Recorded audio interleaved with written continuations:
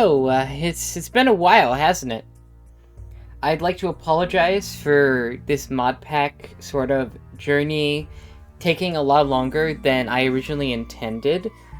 I intended to have this video out much earlier this month, but my school semester, for those of you who don't know, I'm going back to college for a degree, has been getting in the way of me being able to do a lot of video editing, and the motivation being sucked out of me from doing the work that comes with college has not been helping with that. So again, I'd like to fully apologize. Take this as my sort of commitment, continuation of commitment going forward to continue all the projects on the channel that have been getting neglected the past few months. More stuff like this is going to be happening soon, I promise. Especially with Beta 5 being the last release before the full release, I'm gearing up for something very, very exciting to show all of you. With that being said, I think that we're here for one thing, and one thing in particular. Welcome to the Starry Skies Modpack Update 4/Beta 4, Life Finds a Way. So there are 4 mods that I'd like to talk about first and foremostly that will help out the farmers out there. There's a lot more farming stuff coming in future updates, but for now I wanted to add some quality of life things. First thing is the bale of sugarcane. So instead of having sugarcane take up all this space, you can actually bale it up into a hay bale like sugarcane source. This is great for people who love making maps, especially like map artists, so that ways all of your sugarcane from your farms can be then stored neatly and nicely into stacks of bales and then shulkers. Next change I would like to talk about is the universal bone meal change. Now, I believe this also applies to cactus, but I always felt it was a little weird that you were unable to bone meal sugarcane in Java Edition when it's actually a feature in Bedrock Edition. So I figured I would actually implement it here with this mod that I found. So now you'll be able to bone meal all of your sugarcane without any kinds of issues. It just makes sense, honestly, for it to work like that. The next change, of course, is right-click harvesting. So I believe this requires a hoe? Yes. However, you're now able to right-click and harvest with a hoe, I believe without taking durability as well? Yeah, no actually, it takes a little bit of durability. Sorry, I haven't done much testing with these ones, just because I knew that they worked, and I knew how they worked, so with that level of understanding, I felt like I didn't need to do too much testing, so long as it worked. But yeah. And then the final thing is I've actually added a mod that makes it so that you cannot trample crops anymore. Like, crop trampling just doesn't exist. I can keep stomping on this crop, and it will never break from me just stomping on it. It's a pretty cool quality of life thing, since on occasion, you'll stomp your crops out, and then you'll be like, oh, but I don't have my hoe on me because I didn't expect to, do a thing, which actually should also be fixed by the fact that we have the right-click harvest, which works sequentially as well with other crops around it, which I think is pretty cool. I would be a little careful not to block update too many blocks at once, though, with that, or else you might crash your server. But yeah, some cool little features, and don't worry about the weather. We'll get on to that later. However, with that brings us to our next set of features. Now, I'm a big fan of throwing Minecraft picnics. I've thrown them before. There's actually a whole video about that should be coming out on the channel eventually, after I finish the second part of it to be released privately, so I can release the first part publicly with the promotion for it in it. It's a whole ordeal. But one thing that's always been missing, and I think this mod adds that's great, is the Bitter Brews mod, which will add a whole bunch of teas to the game that you can create based off of the tea leaves and various ingredients. So here I have some azalea tea, if I go into survival so I can show you guys how it works, these teas tend to bestow you specific properties, like health boosts, as well as saturation. And see, the kelp one gave you water walking, so that should enable me to actually walk across the water? If I'm not wrong, then yeah. Yes! It does! Which I think is a pretty neat perk. They didn't have to give all the teas perks, but they did, and that's what really just sets it apart for me. There's also the cheeses mod, which adds a whole bunch of cheese-related items, as well as cheese itself. You can have cheese and crackers, cheese, there's blocks of cheese, there's cheese pizzas, cheesy dino nuggets, mac and cheese, anything cheese-related you can think of, this mod has it, and it's awesome. And we also have, if you haven't noticed yet, apple skin. I'm kind of slow on adding these, you know, quality of life features that everyone has. Like, I still don't think I've added sodium into this, and that's not going to be until the full release. But I think that it's a pretty nice quality of life feature that's really grown on me in the past few months when I've used it. Because I used to think it wasn't that useful, but it is kind of actually useful to see when your saturation is actually going to run out. So that way you know when you need to eat next, or when you need to eat next to recover health. So yeah, pretty cool little feature. But with that, I think we can move on to the next one. Now, has this ever been an issue to you, right? You're in a village, and you want to bring the villagers back with you. But you just have no way of doing that, because they just move around a lot, and you'd have to get so much iron to make a minecart system. Or you would have to try and get yourself a boat set up to get them back to your house. Well, fear not, for it's actually much easier than before. With the Pickable Villagers mod, you can now pick up villagers using shift and right click, or I guess crouch right click, and take them with you. They'll even go into storage systems like shulkers, chests, etc., which allows you to store them away and pull them out when you need them for something like a villager haul. Also, I didn't know this, but I think they actually give, like, creepers Halloween hats, which is pretty cool, through the Creeper Overhaul mod. I actually didn't know that was a thing right until I looked over that. That's not even in the script. That's just cool as fuck. However, there is something that was in the script that I have been meaning to show, which is if I get a sword out and I get this husk egg out, I can show you that the Husk Loot has been modified. Husks don't normally drop leather.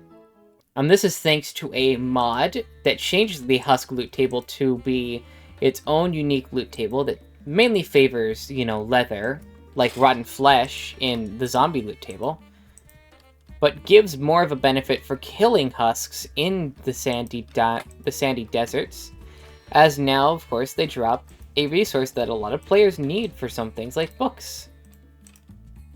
It's pretty cool. There are a few other changes to the loot table, so things like carrots and potatoes were also replaced with other items from the zombie loot table.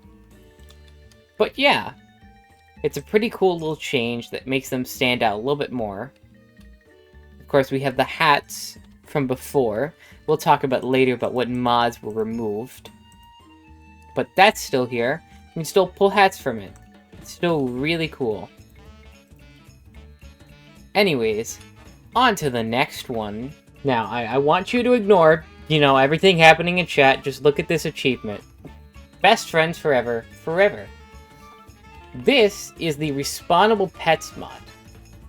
Now, what it does is, let's say you have a pet wolf, or even a cat. I believe they also work with cats. If I get a raw salmon supply here, and I tame a cat.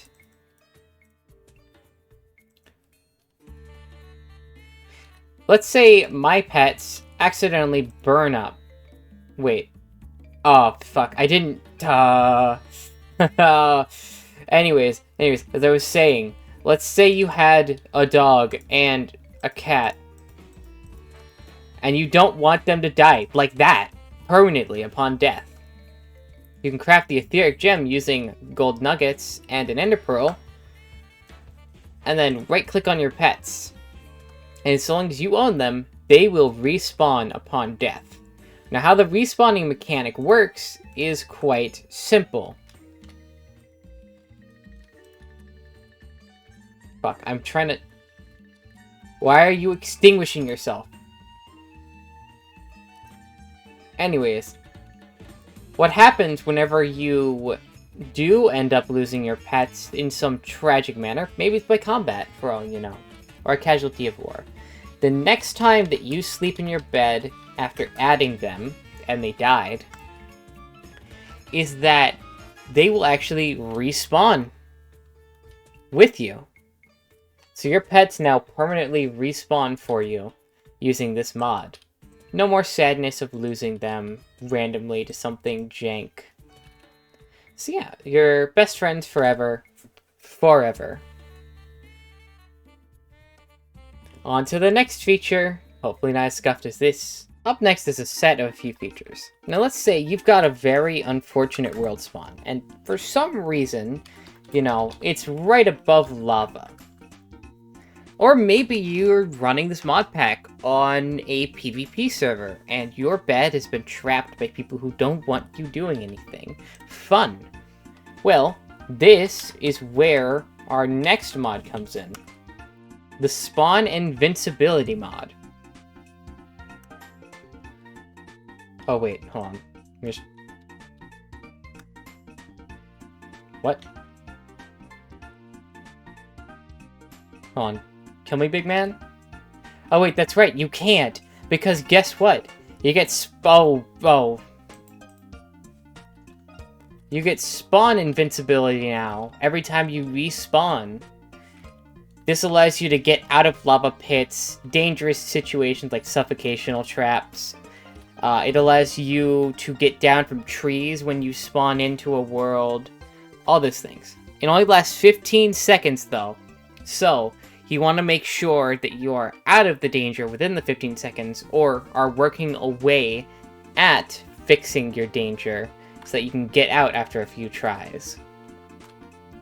The next feature I'd like to demonstrate is in this chest. I spent all that time stacking all those coal blocks. That's alright.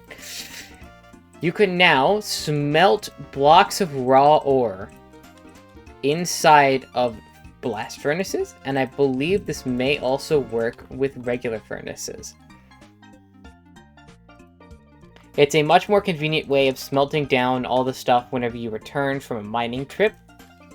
I do think that it takes a little more fuel than normal to smelt them, but it comes at a great convenience to you, so that way you're not waiting around nearly as long for when you really need these things to be done. So I realized that one of the mods that we had on the list is actually going through a bit of troubleshooting right now and won't be available in this version. That's my oopsie. So just ignore the fact that there were potions in this chest. One feature that actually is in this version, though, is Audaki's minecart engine. Now, this isn't what it sounds like, you know, like a steampunky minecart engine. No. The thing about modern Minecraft is they actually added, with attributes, the ability to change minecart speeds. It's a very new feature. They are implying that they're going to be adding it. But the problem is that not everyone uses modern Minecraft. So many people would have those slow, sluggish minecart speeds of before. But not anymore. Now, whenever an entity is inside of a minecart, it can go upwards of 32 blocks per second, instead of the normal 16, which makes them much faster and much more viable for usage as a transport solution. This is part of my ongoing sort of battle throughout the series with other methods that I believe kind of change the game in a way that disincentivizes using things like minecarts to get around, which I think are pretty cool and epic. But yeah, as for that feature from before, don't worry. We're going to try and have it in, because I do think that it's actually a pretty cool feature. Speaking of cool features, I've been putting off talking about this the entire video, and it's been looming above my head, literally, the entire video. This is the better weather. I believe it is specifically called the Weather Overhaul? Enhanced Weather, right. This is the Enhanced Weather mod. This changes it so that weather in-game is now functionally the same as real-life weather systems. So systems of long periods of rain will actually come through in your world, as well as of thunderstorms or clear or overcast skies. And it simulates the real world a lot more in terms of the weather behaviors. Sleeping no longer clears out thunderstorms or rain or anything like that. Weather is now consistent throughout your entire world as well, and will move along and stay remembered so long as the chunks are being called for. We also have a weather radar that comes with this mod that allows you to see when weather hits your area. It's kind of like the real-life radar technology that they have. So it's pretty cool. I believe it can be made in survival with just a few materials, and it'll act as a great way to see when lightning strikes may be happening in your region. Personally, this is like my favorite one out of this update, just entirely. It's just so cool. And it caught my eye almost instantly. So I hope that you guys will enjoy it just as much as I do. Now it's time to talk about the last two mods added in this version. I saved these because these are kind of like the silly little mods that we added. Something especially great for multiplayer, whether it be for destructive or just kind of jokey purposes. The first one is a bit more destructive. This is the Electra Bombing mod. How it works is whenever you get up in the air, and I'll go into survival just to demonstrate, you're able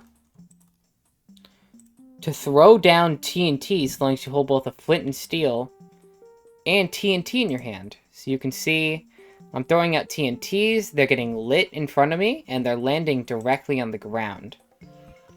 This is more suited for PvP servers, so I would be very careful if you're a casual server that is trying to run this beta edition, as it may be a bit more prone to griefing because of this mod. However, I do believe that it will be fun to have if I can find a way to change cooldown times. You can also throw anvils like this. They fall a little bit flatter, but they're still pretty cool. Yeah, it lets you drop things from the skies onto your friends. And was that a skeleton horse? Oh, yes, it was. Getting out of there. Okay. The other thing is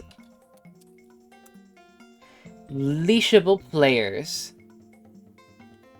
So you could actually leash your friends with leads and carry them around, much like you can with this cow right here. Let me take the flint and steel out of my offhand. And face them. But yeah. Now, because I have no friends... Okay, that's a lie. I have no friends that want to test this out right now on such a short notice. I can't exactly show it off to you, but it is as simple as right-clicking on your friend with a lead and tugging them around. It's really fun. The friends that I would have invited if this wasn't such a cram project have actually played with this before as well, and they said it was also a ton of fun with friends. So yeah. Now, the final thing I would like to mention is that, as you can see, I'm using my shift key for my crouching again.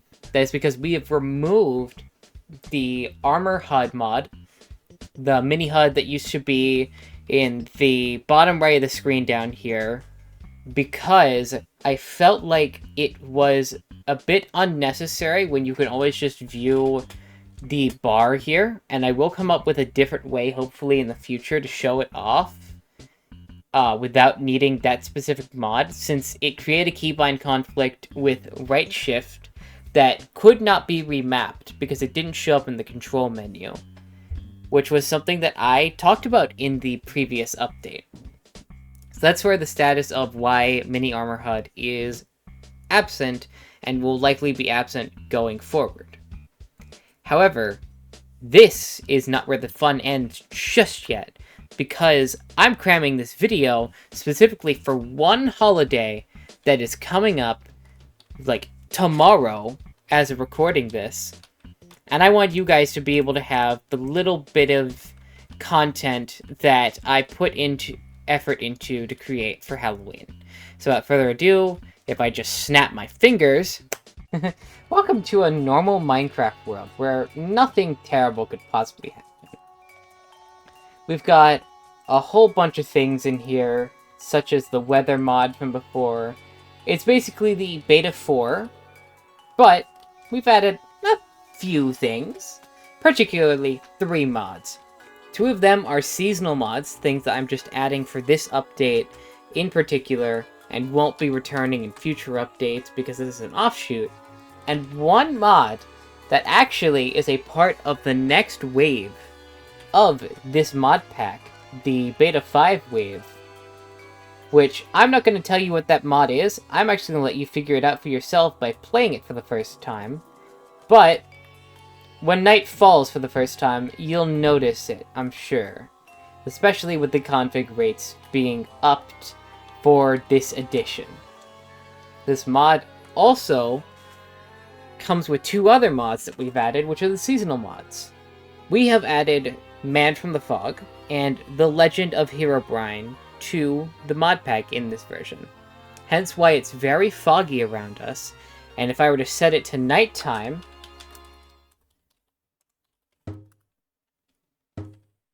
and allow you guys to hear the game's audio,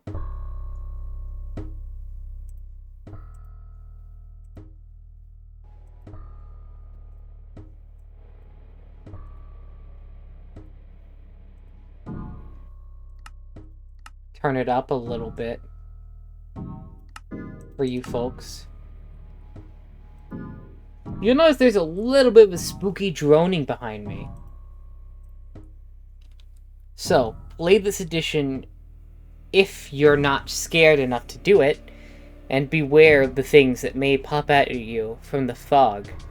You never know what's going to lurk at night around each corner, and you might just find that you're going to be trapped in this game forever.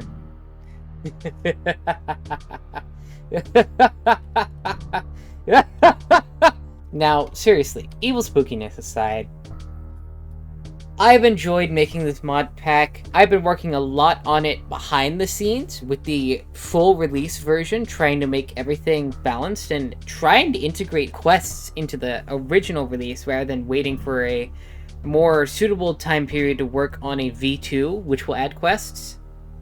Or at least have a rougher quest line in the first version that shows some promise for the future for a second version where I go back and I refine a lot of the nitty-gritty within the progression system of the quests. So, I'm very excited for hopefully next month when I drop the final beta, and I'm aiming to drop the full release as a Christmas present to all of you. So, hopefully that'll happen without any hiccups further along the road. Things are calming down with school. It's, it's always that middle spike in college, where, like, in the middle of your semester, it just gets terrible, and then it starts cooling off towards the end. And that's starting to cool off now. So, I want to thank everyone who has watched this far in the video. If you have enjoyed what you watched so far, consider leaving a like, a comment, maybe even subscribing to the channel in order to help me out with future endeavors and things like this and much more. I've been Bellflower, and I wish you all a happy Halloween and a wonderful start to your November.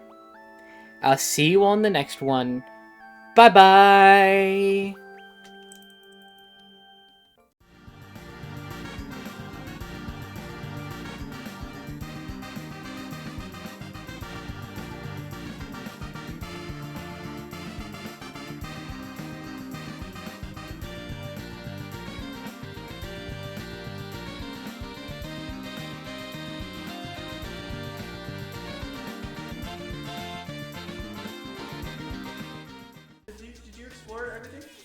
Yes, come on.